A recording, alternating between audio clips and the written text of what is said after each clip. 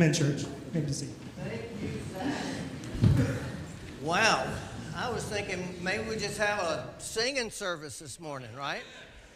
But we wouldn't get to hear the young men who are going to be sharing some thoughts with us in just a minute. It's just great to be here. Every time we travel, go different places, I am always struck with how much we miss this place and how much we love you and how much I love this church.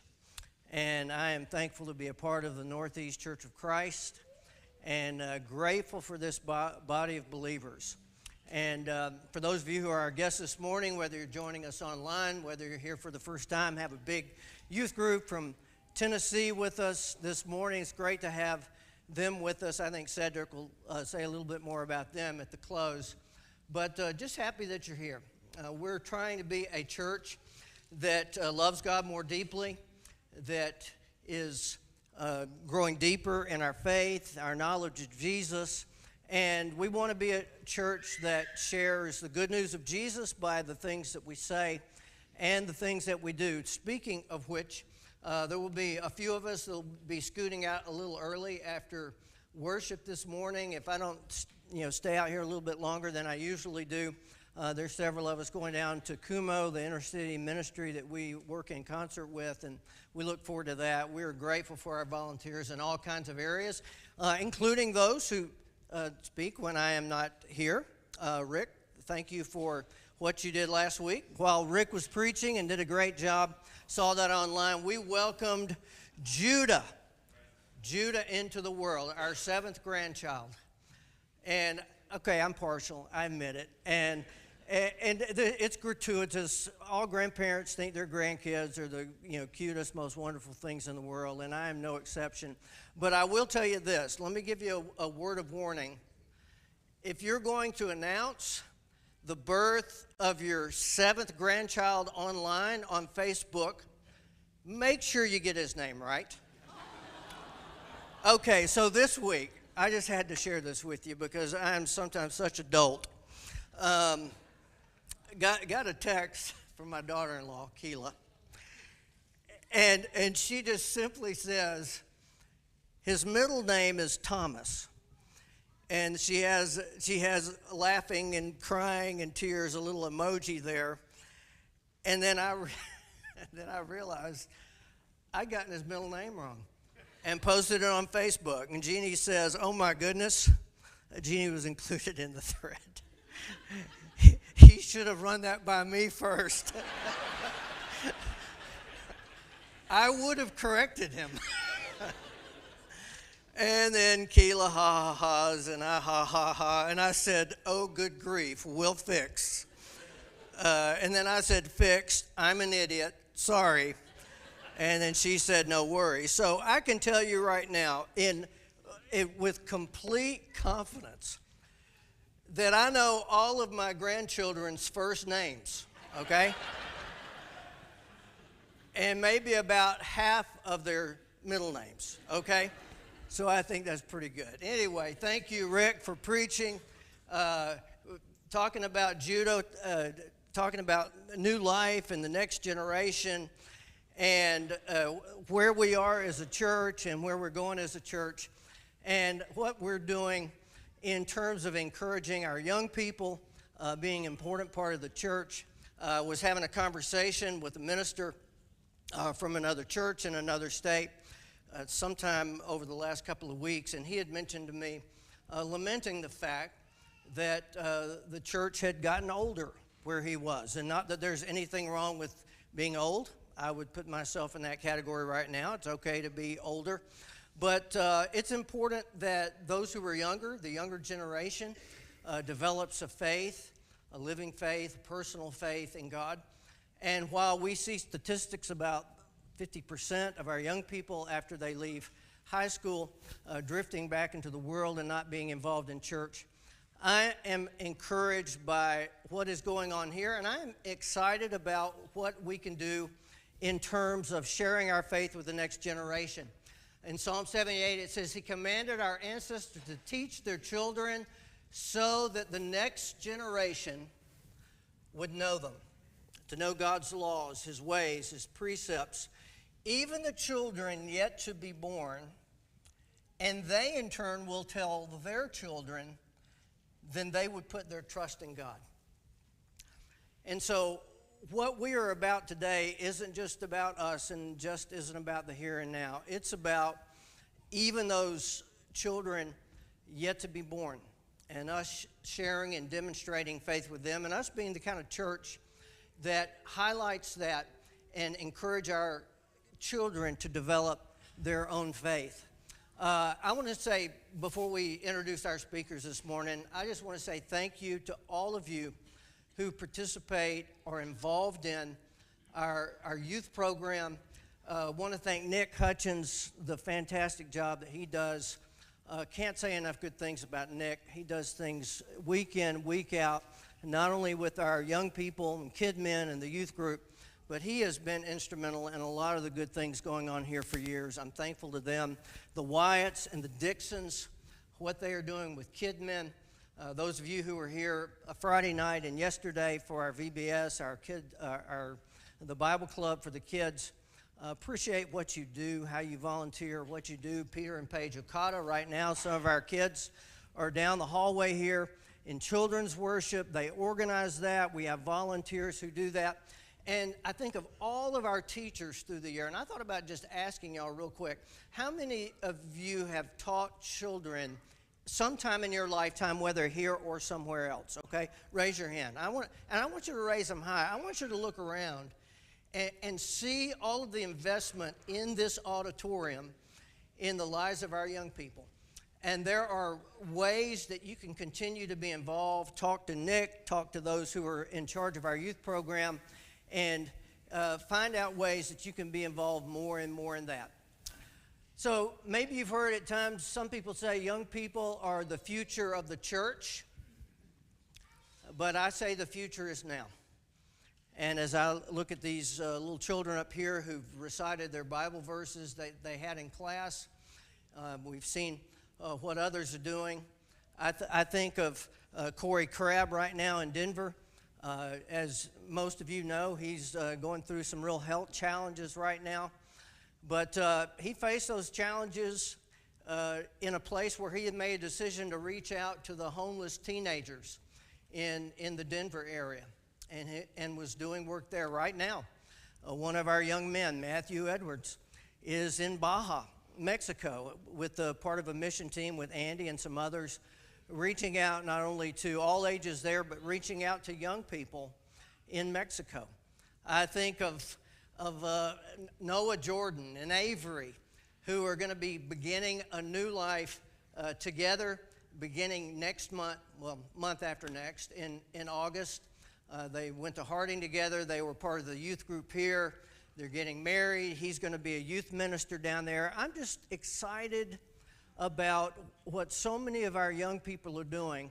And it's not just about what they're going to be doing in the future, but it's about what they can do right now in serving in the kingdom.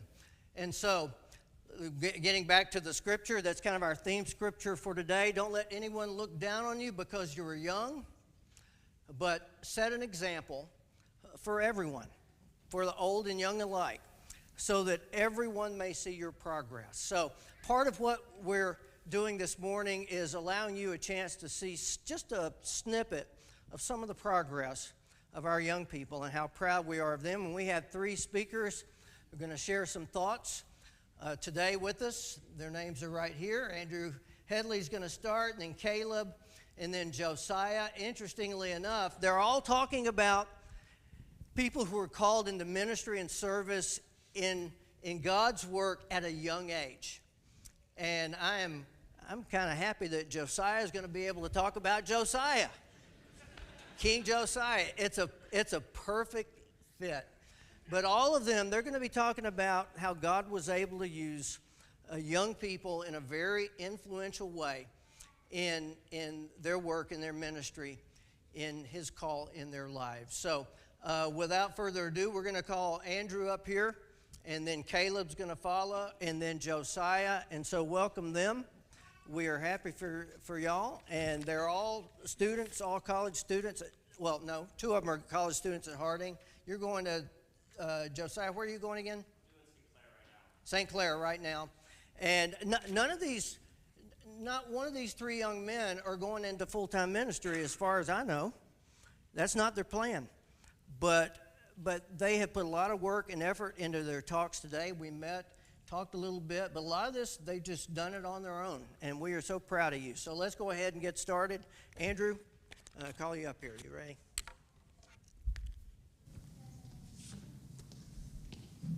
Good morning, church. So good to see so many of you guys out here today. So, like Grady said, we're continuing this theme that we've got going on of young people in the church. And so he has me speaking about Jeremiah today. Now, Jeremiah was a prophet.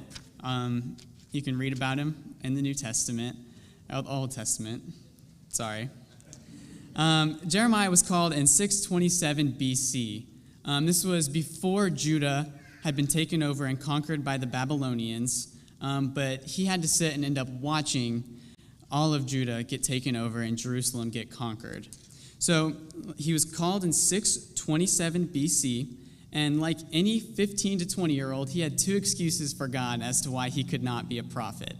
So his first excuse was that, obviously, that you've probably heard a lot, is that I'm too young. He was single, unmarried, and he had all of his life ahead of him. And God came to him and said, Jeremiah, I will be with you. It's going to be okay. And he said, but God, I don't know how to speak. And God was like, you know what? I'll put the words in your mouth for you. You just have to say them. And finally he gave in.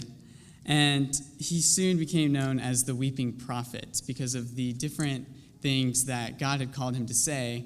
A lot of the people didn't like, and nobody ended up listening to him. So some of the things, there's a whole laundry list. It's a really long book, but some of the things that he talked about were idolatry, which is a very common theme with our prophets in the Old Testament. He talked about false prophets at the time. A lot of the false prophets were telling all the people that things were okay, and all of the sins and the unfaithfulness to God was okay. That they could just keep continuing and prospering, whereas Jeremiah was not as kind to them as the false prophets were. He also talked about the incoming destruction of Babylon, saying, if you guys don't change your ways, then bad things are going to happen, and you guys are going to be taken over. And towards the end of that, as the Babylonians came closer to conquering them, he started telling them what God was talking about as promises of a remnant. So the remnant being the people that are going to make it out of exile and continue the church after exile. So, when you're preaching such awesome messages, you're bound to make a lot of friends. So he faced a lot of intense persecution, which is one of those reasons that he was called the weeping prophet. Some of the notable ones that I found was he was thrown in a cistern. Just thought that was a little out there. He was imprisoned, like a lot of the prophets were, that were preaching things that they didn't like. I think the worst thing that he had to endure, though, was watching Jerusalem and all of Judah walk into the fate that he knew was coming and he could do nothing to stop. So some of the lessons that we can learn, and I don't have much time, so we're kind of cutting straight into the lessons. A few of the things that we can learn from that little bit that we talked about Jeremiah is that the Lord is always going to compliment us where we have weaknesses. Where Jeremiah was too young, God said, don't worry, I'm going to be with you. And that plays into the theme that if you're young and you want to do something, but you feel like you can't, God's going to be with you. He's going to give you the wisdom that you need. He's got a plan for you, and he's going to give you everything that you need to follow through with that plan. The second thing, and there's only three, I promise. The second one is sometimes when we do what God tells us and we say what God tells us to do, we're not going to make a whole lot of friends. Especially out in the real world that we live in, if you choose to not make the decisions that other people are, whether that's going and getting plastered one night or going and doing things that you shouldn't do to honor God, we're not always going to make friends. And that's not just with the non-Christians. We're going to probably not make friends within the church family. Obviously, whenever we're preaching what we think God has put us on our hearts, there needs to be a deal of gentleness that comes with that and understanding. But a lot of people are not going to want to hear what God has to say. The last thing that I want to say, and I'm going to follow it with a little illustration, is that you're not always going to be successful in earthly standards. By all counts, Jeremiah was a total failure. Not a single person listened to him, and Judah fell because nobody would listen to him, and he had to watch the whole thing. Now, when I was a freshman in high school, I was playing for the high school baseball team, and I found myself walking up to the plate at the bottom of the last inning, tie game, 2 outs, and bases loaded. Now, if any of you guys know baseball, this is a very, very rare chance to hit a walk-off grand slam. Now, many of you are looking at me and are like, yeah, right. But this was my dream since when I was little, and all baseball players' dream, to hit a walk-off grand slam. And I'm walking up to the plate, and if I'm being honest with you guys, my tail was in between my legs. I was terrified. Now, I get up there, and though I was scared, I knew this was the magic. This was my chance. And yeah, I was small, okay? I hit like 2 doubles my whole high school career, but hear me out. I had dreamed of this moment since I was little. And I walk up to that plate, and I look at my third base coach, and he's giving me all the signs, you know, how they give you signs, and they tell you what to do. And sure enough, this man gives me the bunt sign.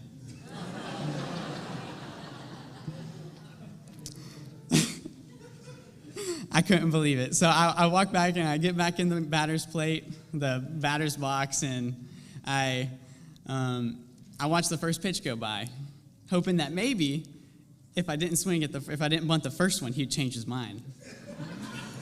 And he gives me the bunt sign a little more insistently this time. So the next pitch comes in, I bunt it down the first baseline. I'm safe at first, the winning run scores, and the next thing I know, I'm getting mobbed by 20 sweaty of my best friends and getting wet with this sunflower seed Gatorade sludge. And I couldn't help but think that is not how I thought that was going to turn out. And thinking about Jeremiah, when he was called, had no idea that he was going to end up being called the weeping prophet. He had no idea that he was going to have to watch Judah fall to the Babylonians despite all of his warnings. He had no idea that he was going to face such intense persecution when God called him. Like I said, he was the definition of failure. But here we are talking about him on a Sunday morning. God has different standards for success than we do. And we as humans have to accept the fact, and we as Christians have to accept the fact that we are not always going to live up to earthly expectations. We might not get 100 converts. We might not get 1 convert in our life. But if we stay faithful to God, then we are, by all counts, successful in our faith.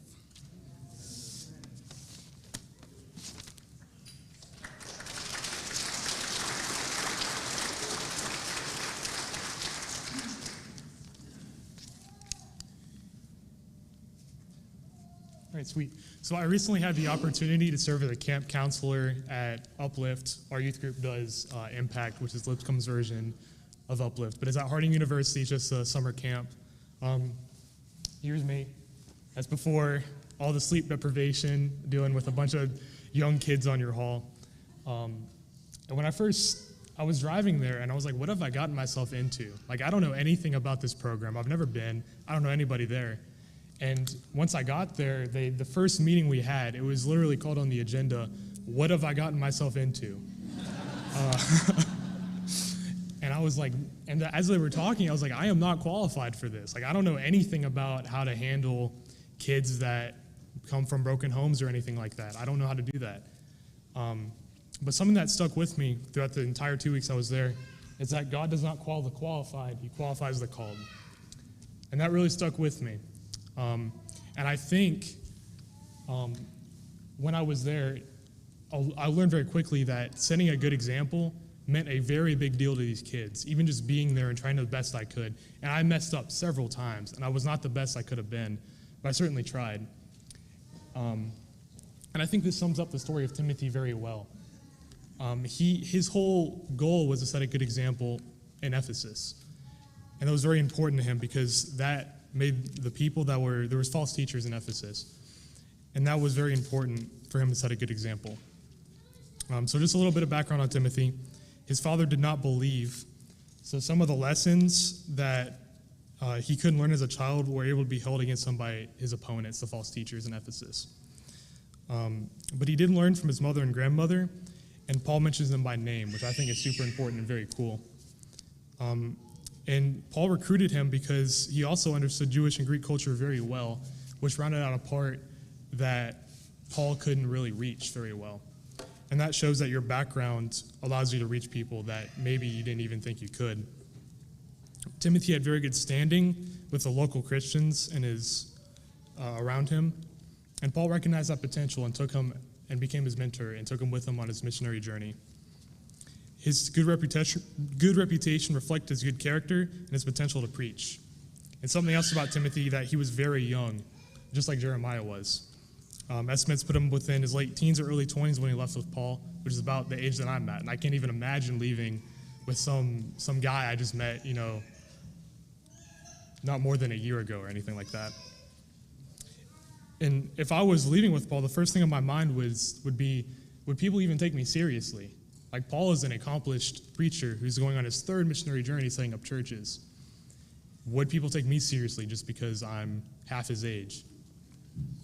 And this brings us back to our scripture today, 1 Timothy 4:12. Don't let anyone look down on you because you are young, but set an example for the believers in speech and conduct, in love and faith and in purity. So what did Timothy do? He served with Paul for around 7 years before he was sent on his first solo adventure in Corinth. That was brief compared to his time in Ephesus. After reuniting, they traveled to Ephesus, where Paul continued onward and left Timothy behind all by himself. That would be terrifying. You're expected to deal with the false teachers that were all around in Ephesus. And that's an extreme vote of confidence in my mind that Paul would leave him there. False teachers wanted to pull away the church and teach their version of Jesus. And that was a very big issue in Ephesus. Their doctrine was being challenged, and the right Jesus was not being preached, but a false one. And being trusted, that's very strong character, I think, of Timothy. And Paul calls for Timothy to flee the evil desires of youth and pursue righteousness, faith, love, and peace, along with those who call on the Lord out of a pure heart, which is 2 Timothy 2:22. And also, Timothy, guard what has been entrusted to your care. Turn away from godless chatter and the opposing ideas of what is falsely called knowledge. That's 1 Timothy 6:20.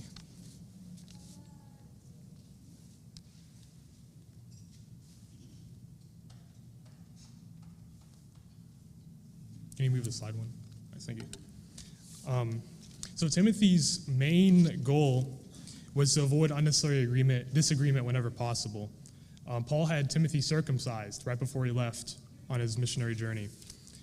And that wasn't because it was an issue of salvation. It was so that he could reach the people that believed it was, and that he'd be able to preach to him better.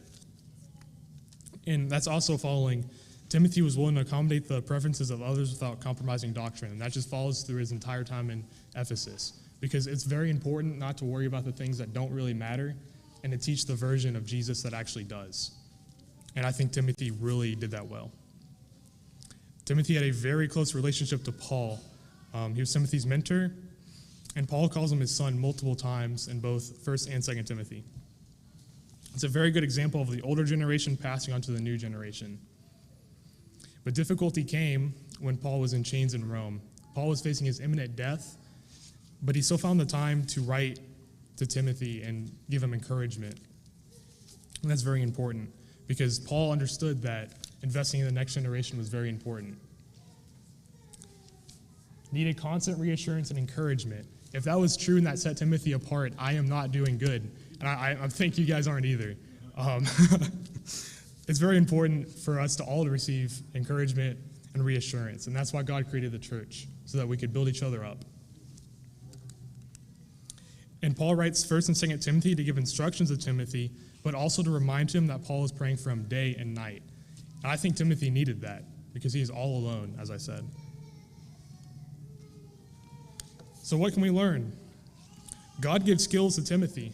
When Timothy left, he was not that skilled. Like, he had good reputation among the local Christians, but was he ready to go on a multi-legged missionary journey? I don't think so. But that's okay, because as he traveled with Paul, he learned more from his mistakes, from his mentor. It didn't happen overnight. It took time, and I think that's important to remember today. As I said earlier, God does not call the qualified, he qualifies the called. I think that's a very important thing because you cannot expect to have the skills that you need. Rather, it's over time you learn them.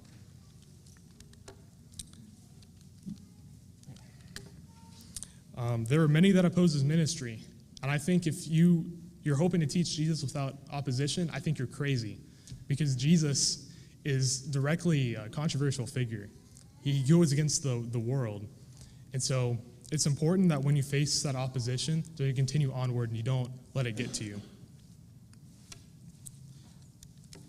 And as I said, when Paul was in chains, Timothy continued on, even though that would mess with my head, that my mentor, the person I looked up to, was about to be killed in Rome. But Timothy didn't let it get to him, and he kept doing what was necessary of him. So Timothy, his main goal is to be a good example to show others Christ, and I believe that's ageless. For all the young people, no matter if you're young, if you're old, if you set a good example, you reach more people than you realize. Because by doing that, you're showing others Christ. It's important to learn from a mentor. So young people, listen to your elders. And older people, I think it's very important to invest in the younger generation. I'm very glad that we've been given this opportunity to do this today, because at least I've learned a lot already. So sometimes the things that you do that seem small might have a bigger impact than you realize, and I think that's important to remember. So the thought I'm going to leave you guys with today is your life a good example? And are you reaching the people and showing people Christ through your actions and through who you are as a person? Thank you.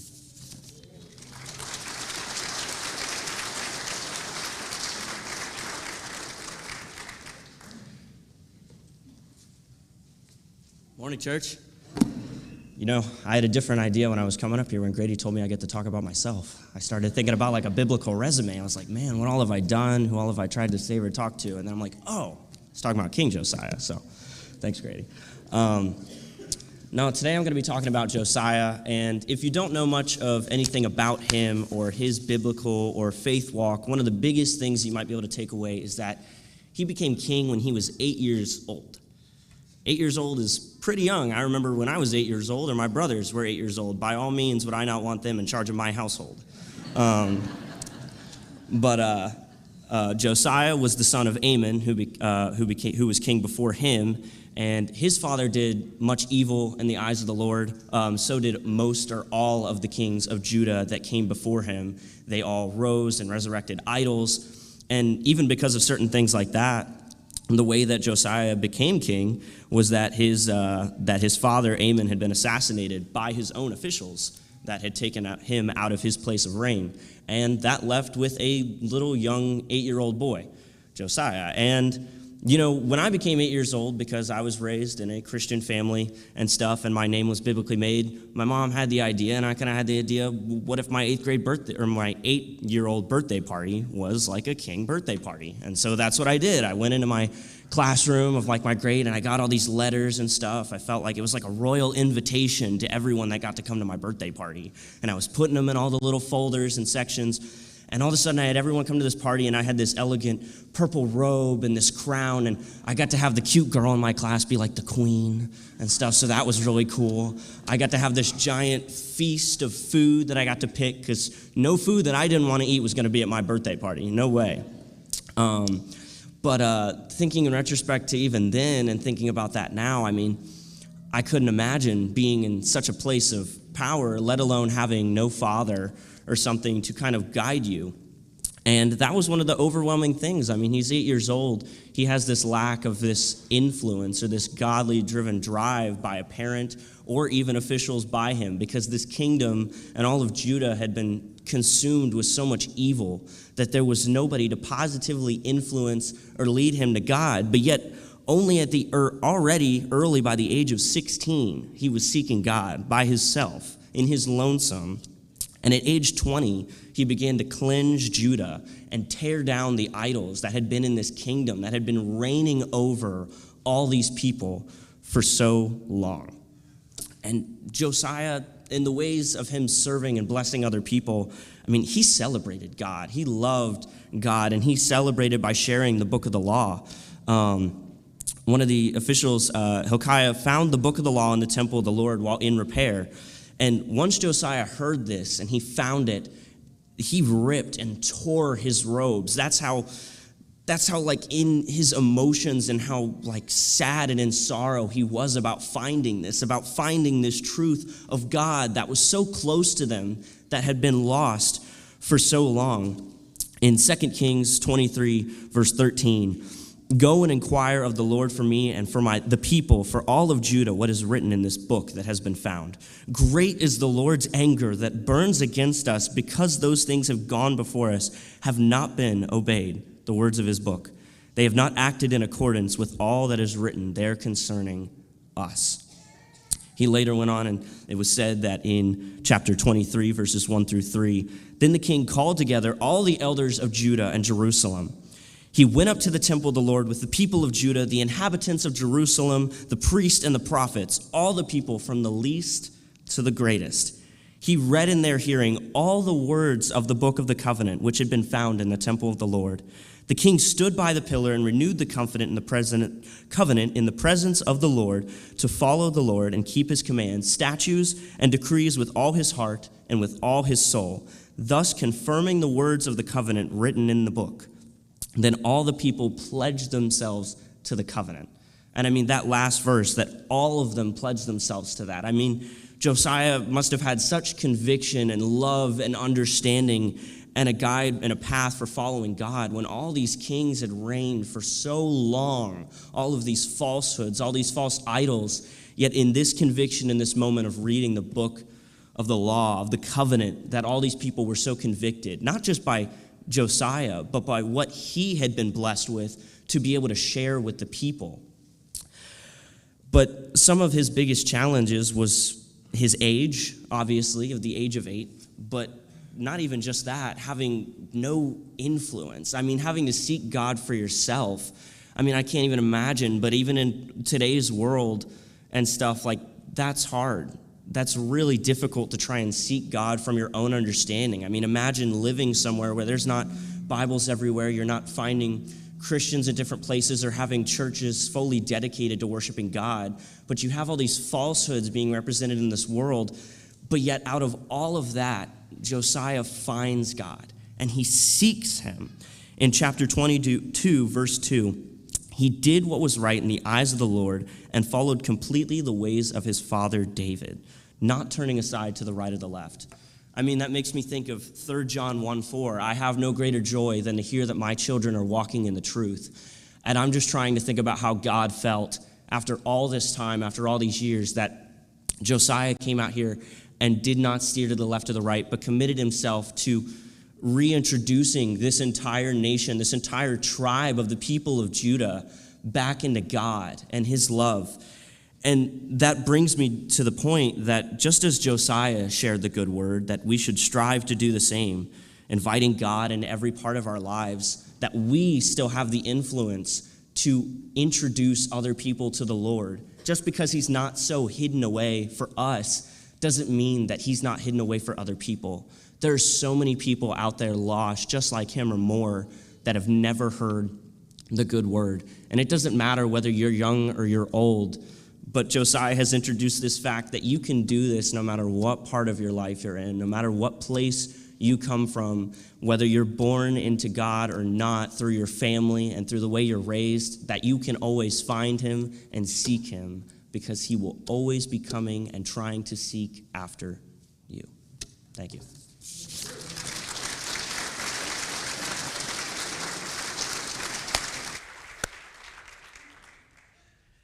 Preach it. Preach it. Y'all did a absolutely wonderful job. Thank you for your encouragement. And, I told him when we were putting this together, I said, keep your talk like 5 to 8 minutes. I said, now, I'm probably not the right person to be telling you this. I said, because my name is always speaks 5 minutes too long. That's my nickname. But length of time doesn't matter here. I just am so grateful that we have a church, not just with these kind of young men, but all the young men and ladies, boys and girls who make such an important part of this church. There's a verse in Ecclesiastes that says, remember your Creator in the days of your youth, before the days of trouble come, and the years approach when you will say, I find no pleasure in them. And so basically that's a way of saying, as you grow older, sometimes challenges get tougher. We grow old, we face difficulties and challenges, and maybe things aren't as great for us physically as they were when we were young. But I believe whether you're old or young, whatever age you are, you can always be made new in Jesus right now. Right?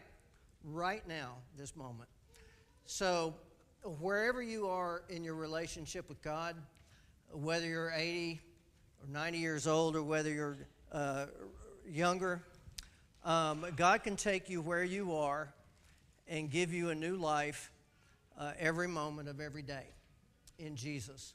And so we just want to remind you that if you need any help, encouragement, assistance, if we can partner with you in any way on that journey, whether it's to make a commitment to the Lord and be baptized into Him, if you want to explore what it means to be an active part of this church and want to explore that more deeply, please let us know. We want to be here for you, and we want to be everything that Jesus is calling us to be. And thank you to these three young men and everybody else who was up here this morning to remind us of that fact.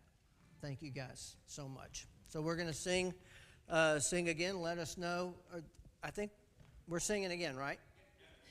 All right. Let's sing again. Amen, church. You're dismissed. Thank you so much for joining us today.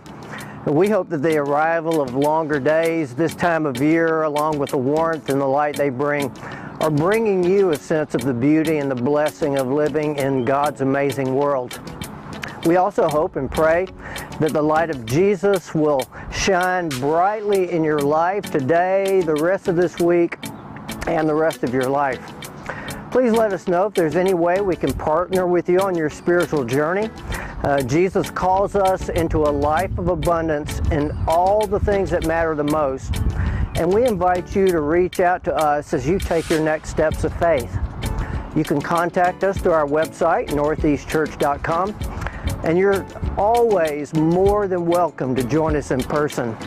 In the meantime, take the name of Jesus with you, keep living a life one day at a time, and keep the faith.